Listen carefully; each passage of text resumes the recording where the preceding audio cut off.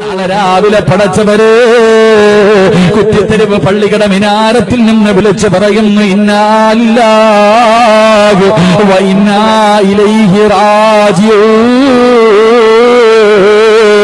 അല്ലാഹുവേ, നാളെ നിന്റെ വീട്ടിലെ ടാർപ്പ വലിച്ചു കെട്ടുകയാ, നിന്റെ കുടുംബക്കാര് മുഴുവനും നിന്നെ കാണാൻ വരികയാണ്. അവസാനം മയ്യത്ത് കെട്ടില് കൊണ്ടുവന്നു കുളിപ്പിച്ചു കഫം പൊതിഞ്ഞു ഉസ്താദന്മാര് ദുആ ചെയ്തു. നിന്റെ ജനാസ റബ്ബേ ചുമന്നുകൊണ്ട് പള്ളിയിലേക്ക് കൊണ്ടുചെല്ലുകയാ. അതാ പള്ളിയിലേക്ക് കൊണ്ടുവന്നു. മയ്യത്ത് നമസ്കാരം കഴിഞ്ഞു, മയ്യത്ത് നമസ്കാരം കഴിഞ്ഞു. പിന്നെ നിന്റെ ജനാസ പള്ളിയിൽ നിന്ന് പള്ളിക്കാട്ടിലേക്ക് ഇറക്കുമല്ലോ. നിനക്ക് ഒരുക്കി വച്ചിരിക്കുന്ന പുതിയ വീട്ടിലേക്ക് നിന്റെ ജനാസ കൊണ്ടിറങ്ങുമ്പോ മുൻകറും നക്കീറും വരുന്നതിന് മുമ്പ് ഖബറിലേക്ക് മുൻകറും നക്കീറെന്ന് പറയുന്ന രണ്ട് മലക്കുകളുണ്ടല്ലോ. അവര് ഖബറിലേക്ക് വരുന്നതിന് മുമ്പ് ചില കാര്യങ്ങൾ ഞാനും നിങ്ങളും നേരിടേണ്ടി വരുമെന്ന് അഷ്റഫുൽ ഖൽഖ് നബി മുഹമ്മദ് മുസ്തഫ സല്ലല്ലാഹു അലൈഹി വസല്ലമ തങ്ങൾ പറയുകയാ, ആ മലക്കുകൾ ഖബറിലേക്ക് വരുന്നതിന് മുമ്പ് ഞാനും നിങ്ങളും ചില കാര്യങ്ങൾ നേരിടേണ്ടവരാ. എന്റെ പ്രിയമുള്ളവരെ, ഒന്നാമത്തെ കാര്യം എന്തെന്നറിയുമോ? അല്ലാഹുവിന്റെ റസൂല് പറയുകയാ, നാളെ നിന്റെ ജനാസ പള്ളിയിൽ നിന്ന് നമസ്കാരം കഴിഞ്ഞ് കാണേണ്ടവര് മുഴുവനും കണ്ടു കഴിഞ്ഞു. അതാ മയ്യത്ത് കെട്ടിനകത്തിരിക്കുന്ന സ്ട്രെച്ചറിനകത്ത് നിന്റെ ജനാസ എടുത്തു വെച്ചിട്ട് അല്ലാഹുവേ കബറടക്കുന്നതിന് വേണ്ടി പള്ളിക്കാട്ടിലേക്ക് കൊണ്ടിറങ്ങുമ്പോ അല്ലാഹുവിന്റെ റസൂല് പറയുകയാ, ഒന്നാമതായി നടക്കുന്ന സംഭവം എന്തെന്നറിയുവോ? മഹാനായ ജാബിർ റളിയല്ലാഹു തആല പറയുകയാ, ആ മയ്യത്തിനോട് ഖബർ സംസാരിക്കുമെന്ന് നബി മുഹമ്മദ് മുസ്തഫ സല്ലല്ലാഹു അലൈഹി വസല്ലമ തങ്ങൾ പറയുകയാണ്. അല്ലാഹുവിന്റെ പ്രവാചകൻ പറയുകയാ, ഒന്നാമത്തെ രംഗം എന്തെന്നറിയുവോ?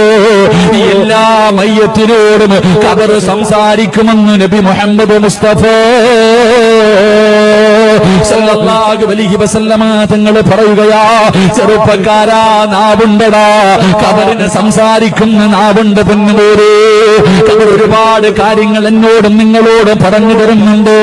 പള്ളിക്കാട്ടില് പലരെയും കൊണ്ടുപോയി നിന്നെ പോലെ ദുനിയാവിന്റെ തൊലിക്ക് മുകളിൽ മോഹങ്ങളും സ്വപ്നങ്ങളുമായി കഴിഞ്ഞിരുന്ന എത്രയോ പേരുടെ പച്ച ശരീരം കൊണ്ട് മണ്ണില് കുടിച്ചിട്ടവനല്ലേ. ആ പള്ളിക്കാട്ടിലേക്ക് പോയി നിൽക്കുന്ന സമയത്ത് നിനക്കെവിടെയോ 6 അടി മണ്ണിന്റെ സ്ഥലമുണ്ടോ? ആ ഖബർ നിന്നോട് ഒരുപാട് കാര്യങ്ങൾ വിളിച്ചു പറയുന്നുണ്ട്. നീ കേൾക്കാനട്ടാ ചെറുപ്പക്കാരാ, നീ കേൾക്കാനട്ടാണ് വാപ്പോ. നിനക്കത് കേൾക്കാ സമയമില്ലല്ലോ. അവിടെ നിന്നല്ലേ രാഷ്ട്രീയം പറയുന്നത്, അവിടെ നിന്നല്ലേ പച്ചകറച്ചു നിന്നുന്നത്, അവിടെ നിന്നല്ലേ നീ തമാശ പറയുന്നത്. അല്ലാഹുവിന്റെ റസൂൽ അവിടെന്ന് പറയുകയാ, ഈ ദുനിയാവിന്റെ തൊലിക്ക് മുകളില് 6 സ്ഥലങ്ങളിൽ സംസാരിക്കാൻ പാടില്ല. മഹാനായ അലിയാർ തങ്ങൾ പറയുകയാണ്, ഈ ദുനിയാവിന്റെ തൊലിക്ക് മുകളില് 6 സ്ഥലങ്ങളിൽ ഒരു മനുഷ്യന് സംസാരിക്കാൻ പാടില്ല. ദുനിയാവിന്റെ കാര്യം പറഞ്ഞാൽ 30 കൊല്ലത്തെ ഇബാദത്ത് നഷ്ടപ്പെട്ടു പോകും, 30 വർഷം ചെയ്ത അമല് നഷ്ടപ്പെട്ടു പോകുമെന്ന് അലിയാർ തങ്ങൾ പറഞ്ഞു തരുമ്പോ അതിലെ ഒരു സ്ഥലം ഏതെന്നറിയുവോ? ഖബർസ്ഥാനാണ് ചെറുപ്പക്കാരോ. പള്ളിക്കാട്ടിൽ പോയി നിന്ന് സംസാരിക്കല്ലേ, 30 കൊല്ലത്തെ അമല് നഷ്ടപ്പെട്ടു പോകുന്ന സ്ഥലമാണ് പൊന്നുപോരെ. എന്റെ പ്രിയപ്പെട്ട ചെറുപ്പക്കാരാ, അവിടെ നിന്ന് ചിരിക്കല്ലേടോ, അവിടെ നിന്ന് തമാശ പറയല്ലേ. അല്ലാഹുവിന്റെ റസൂല് പറയുകയാണ്, പള്ളിക്കാട്ടിൽ നിന്ന് ചിരിക്കുന്നവനുണ്ടല്ലോ, അവൻ നാളെ എങ്ങനെയാണ് കടന്നു വരുന്നതെന്നറിയുമോ? ഇസ്രാഫീൽ എന്ന മലക്ക് സൂറെന്ന കാഹളത്തിലൂടുമ്പോ കുറ്റിത്തെരുവ് പള്ളിയുടെ ഖബർസ്ഥാനിൽ നിന്ന് എഴുന്നേറ്റ് വരികയാണ്. എങ്ങനെയാ കടന്നു വരുന്നത്? പട്ടിയുടെ കോലത്തിലാണെന്ന് നബി മുഹമ്മദ് മുസ്തഫ സല്ലല്ലാഹു അലൈഹി വസല്ലമ തങ്ങൾ പറയുമ്പോ, ചെറുപ്പക്കാരാ, ഖബർ പള്ളിക്കാട് നിനക്ക് തമാശ പറയാനുള്ളതല്ലോ, നിനക്ക് ചിരിക്കാനുള്ളതല്ലോ, രാഷ്ട്രീയം പറയാനുള്ളതല്ലോ, വാട്സപ്പിലൂടെ ചാറ്റ് ചെയ്യേണ്ട സ്ഥലമല്ല ചെറുപ്പക്കാരാ. ആ പള്ളിക്കാട്ടിൽ നിന്ന് കരയേണ്ട സ്ഥലമാണ്. അല്ലാഹുവേ, പ്രവാചകനവിടുന്ന് പറയുകയോ, അല്ലാഹുവിന്റെ റസൂൽ പറയുകയോ, ആ ഖബറിന്റെ അവസ്ഥയെ കുറിച്ച് നീ അറിഞ്ഞിരുന്നെങ്കിലേ, ആ ഖബറിന്റെ അവസ്ഥയെ കുറിച്ച് നീ അറിഞ്ഞിരുന്നെങ്കിലേ, ലൗലം യഅലമു മാ യഅതീഹി ബഅദൽ മൗത്ത് മാ അകില അകില വലാ ശരിബ ശുർബാ ഇല്ലാ വഹുവ യബ്ഖീ വയദ്രിബു അലാ സദരി. ആ ഖബറിന്റെ അകത്ത് കിടക്കുന്ന മനുഷ്യന്റെ അവസ്ഥയെ കുറിച്ചെങ്ങാട് നീ അറിഞ്ഞിരുന്നെങ്കിലോ, നീ ഭക്ഷണം കഴിക്കൂല, നീ വെള്ളം കുടിക്കൂല, നെഞ്ചത്തടിച്ച് കരഞ്ഞു വിളിച്ചിട്ടല്ലാതെ നിനക്കതിന് കഴിയില്ല എന്ന് പ്രവാചകനവിടുന്ന് പറഞ്ഞു തരുമ്പോ, കഴിക്കേണ്ട സ്ഥലമല്ല ചെറുപ്പക്കാരാ, ഖബർ നിനക്ക് ചിരിക്കേണ്ട സ്ഥലമല്ല ചെറുപ്പക്കാരാ. അതുകൊണ്ടാണ് മഹാനായ സയ്യിദുനാ ഉസ്മാൻ റളിയല്ലാഹു തആല അൻഹു ജീവിതത്തിൽ ഏറ്റവും കൂടുതൽ കരഞ്ഞത് അതാ മരണത്തെക്കുറിച്ച് ഓർത്തിട്ടില്ല, പരലോകത്തെക്കുറിച്ച് ഓർത്തിട്ടില്ല, നരകത്തിന്റെ ശിക്ഷകളെ കുറിച്ച് ഓർത്തിട്ടില്ല, വിചാരണയുടെ രംഗത്തെക്കുറിച്ച് ഓർത്തിട്ടില്ല, സിറാത്ത് എന്ന് പറയുന്ന പാലത്തിനെ കുറിച്ച് ചിന്തിച്ചിട്ടില്ല. ഉസ്മാൻ തങ്ങൾ തന്റെ ജീവിതത്തിൽ ഏറ്റവും കൂടുതൽ കരഞ്ഞത് എപ്പോഴെന്നറിയുമോ, അത് ഖബർ കാണുന്ന സമയമായിരുന്നു പൊന്നുപോരെ, അത് ഖബർ കാണുന്ന സമയമായിരുന്നു ചെറുപ്പക്കാരാ. അതുകൊണ്ട് പ്രിയപ്പെട്ടവരെ, ഖബർ നമ്മളോട് സംസാരിക്കുകയാണ്. പടച്ചറപ്പിനെ മറന്നുകൊണ്ട് ധിക്കാരിയെ പോലെ നടന്നവരെ, നിന്റെ ജനാസ പള്ളിക്കാട്ടിലേക്ക് ജനങ്ങളെ ചുമന്നുകൊണ്ടിറങ്ങുകയാണ്. നിന്റെ വാപ്പയുണ്ട്, നിന്റെ കൂടപ്പിറപ്പുണ്ട്, നിന്റെ കൂട്ടുകാരുണ്ട്, നിന്റെ കുടുംബക്കാരുണ്ട്, എല്ലാവരും നിന്റെ ജനാസ ചുമന്നുകൊണ്ടിറങ്ങുമ്പോ ഖബർ വിളിക്കുന്ന, എടാ വൃത്തികെട്ടവരെ, എടാ അഹങ്കാരി, ഇന്നെന്റെ സ്വഭാവം എന്താണെന്ന് നിനക്ക് കാണിച്ചു തരാമടാ,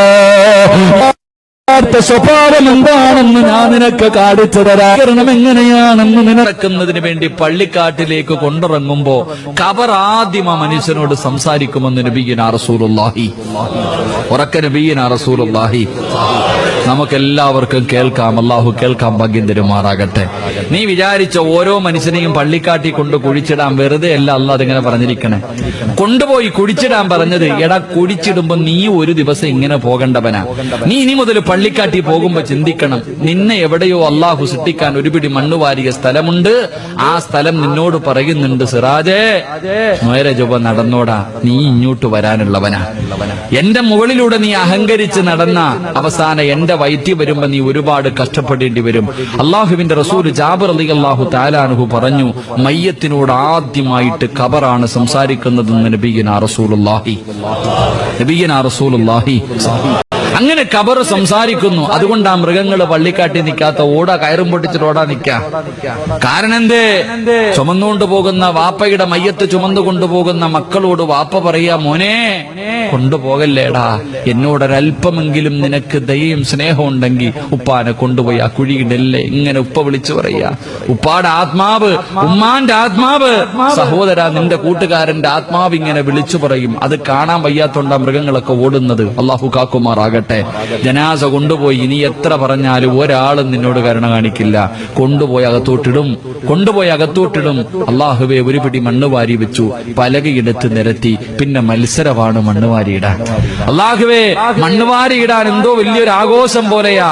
പച്ചയായ ഒരു മനുഷ്യന്റെ ശരീരത്തേക്ക് മണ്ണുവാരിയിടുമ്പോ രണ്ടാമതായിട്ട് അള്ളാഹുവിന്റെ പ്രവാചകൻ അവിടെന്ന് പറയുകയാ, ഞാനും നിങ്ങളും കേൾക്കാൻ പോകുന്ന രണ്ടാമത്തെ രംഗമെന്തെന്നറിയുമോ?